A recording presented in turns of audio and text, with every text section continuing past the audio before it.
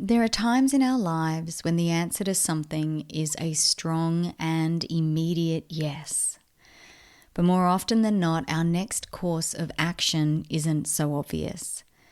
In today's podcast, I explore how we come to right thought, right speech, and right action. Let's get started.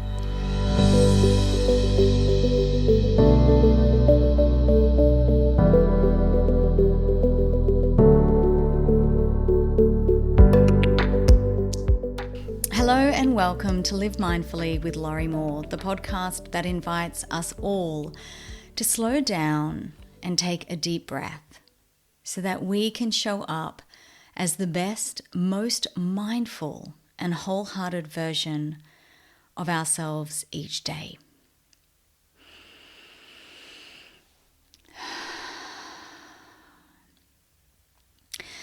The Bhagavad Gita, one of India's oldest texts and one of the most important yogic texts, states that if you operate with right action, you no longer need to have anxiety, attachment, or regret tied to the outcome of that action.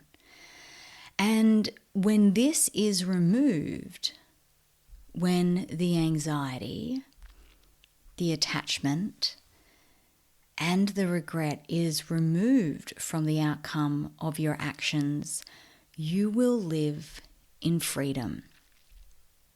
I'm going to make a statement, and I want you to see how that lands with you. I don't want you to reject it straight away.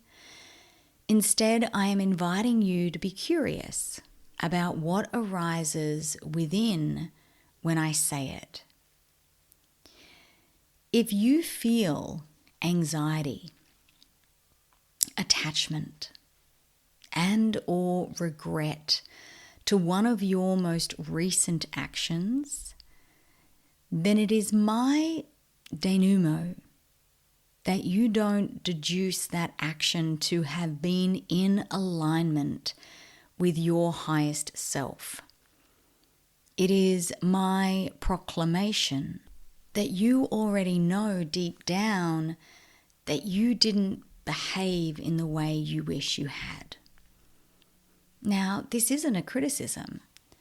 Our greatest teachings come from our obstacles. They come from our mistakes. We need those. They are really important. But if you're not listening, if you're not paying attention, you're missing a great opportunity to become a better person. And we are very good at reasoning our bad behavior away. We are very good at explaining why we did something or didn't do something. But we are not so good at affording that to others. I was talking to someone just the other day who was complaining about a behavior of somebody else. And I found that really interesting because this person had done that same behavior to me. And when that was brought into the conversation as merely a talking point, there were a number of reasons as to why. And I found that interesting because while I was expected in the eyes of this person to graciously assume why they had behaved in this way, they weren't willing in that moment to afford that same graciousness to the other person. And I've done this too, and I'm working hard to open my eyes and my heart into that awareness. And that's really what today's podcast is all about.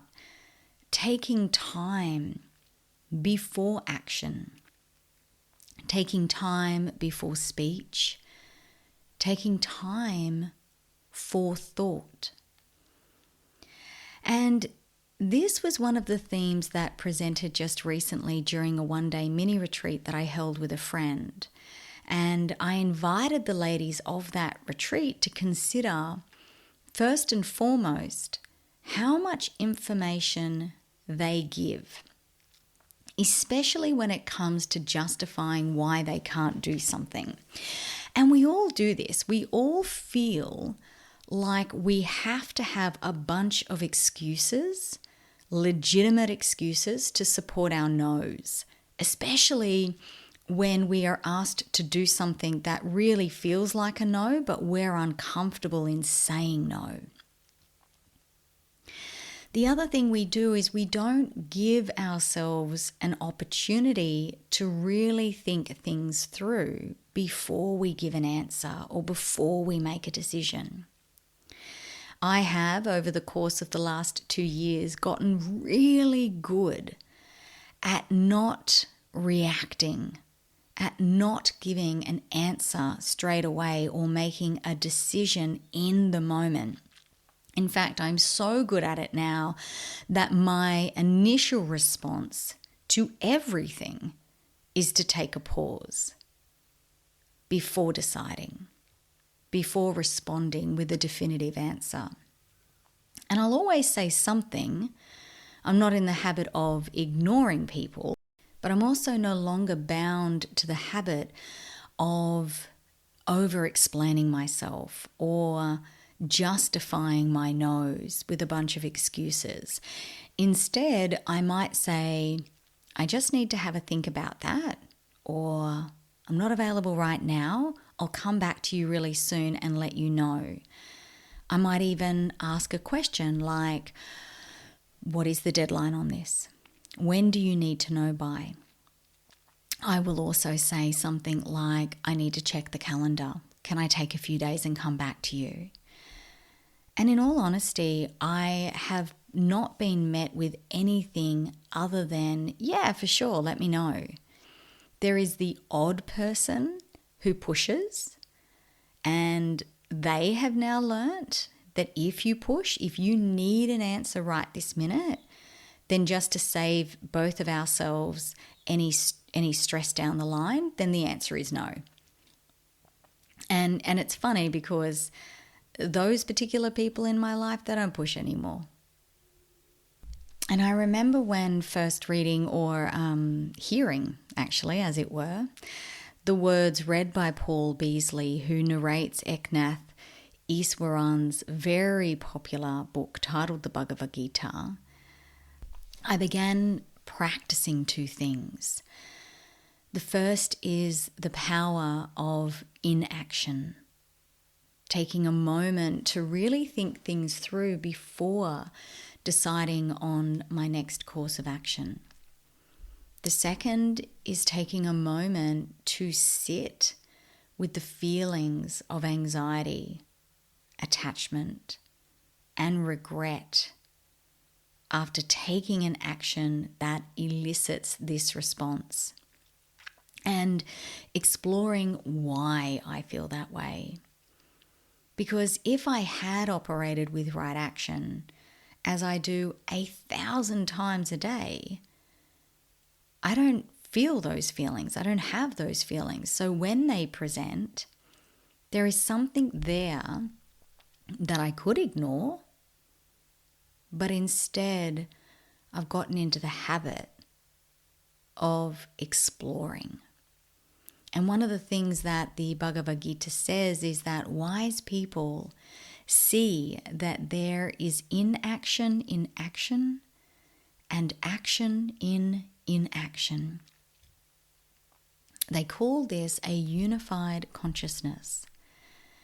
And I think that is important, to take a pause before responding, before taking action, to take a moment to think about what the right next course of action is for us. Quite often we feel this sense of urgency, and instead of responding, we react. And later, when we have had time to think it through, we know exactly how we would have handled it. And almost always, we would have done it differently. And sometimes voicing our concerns or confronting the other person is the worst course of action we could take. Sometimes it isn't. But if we do it in the moment, without having first thought it through, it will undoubtedly be the wrong decision. And when we are in a situation when someone has taken some course of action that really hurts us or has angered us in some way, we need to move into inaction, into thought, so we can really think about how we want to respond. And in times like this, we can say things like, I'm not willing to engage. We can say that out loud, or we can just say that internally. We can say, I can feel myself getting really upset. I need to take a breather. We don't have to engage, and in all likelihood, we will regret it if we do, because that person isn't operating from spaciousness and right action either. They are operating from overwhelm and distress, and we don't want to feed that energy. And if we think about it from the other perspective, if we think about how we would feel if a friend or family member said, this is getting really intense, I think we should take a break and come back to this later, or I can feel myself getting really upset and I don't want to have this conversation, you'd be relieved that someone had the courage to ask for a timeout before either said something that you couldn't take back. Or let's say you've invited someone to something and they say, oh, thank you so much for that invitation. Is it okay if I come back to you? When do you need to know by? Would you be upset? Would you be angry, offended, displeased, disgruntled? No, not at all. You'd say, sure thing. Can you let me know by the end of the week? We have a tendency to overcomplicate situations in our minds. We decide how the other person is going to respond, and that changes our course of action.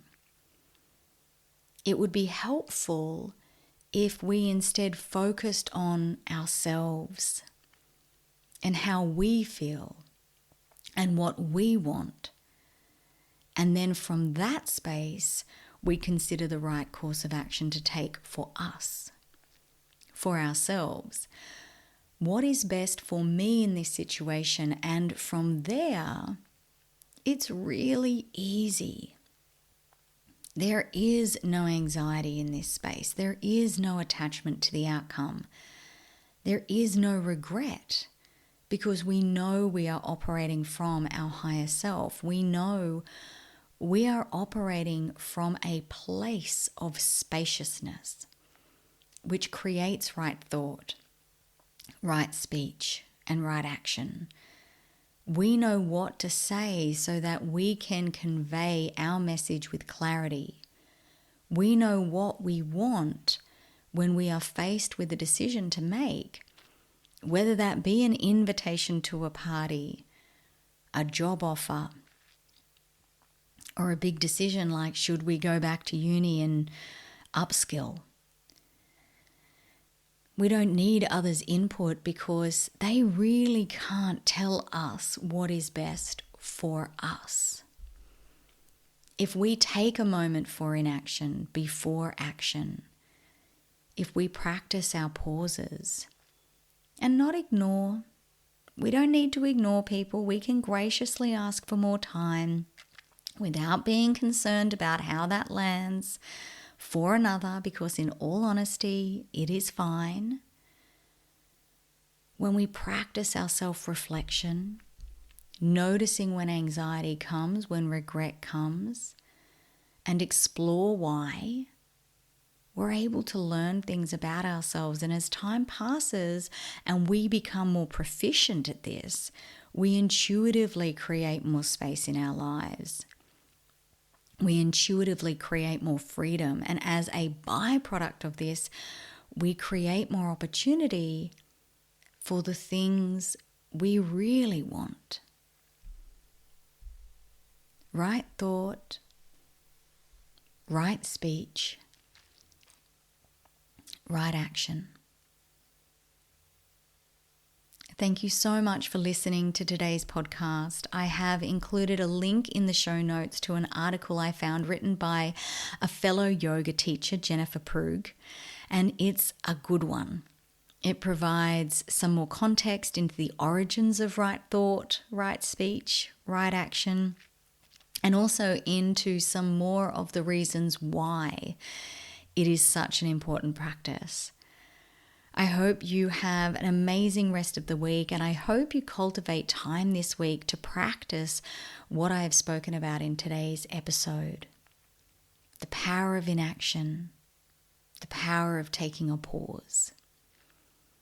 If this episode has resonated, please share it with your family and friends and across your social media, and help me spread the joy of the Live Mindfully with Laurie Moore podcast. Until next week, take extra good care of yourself.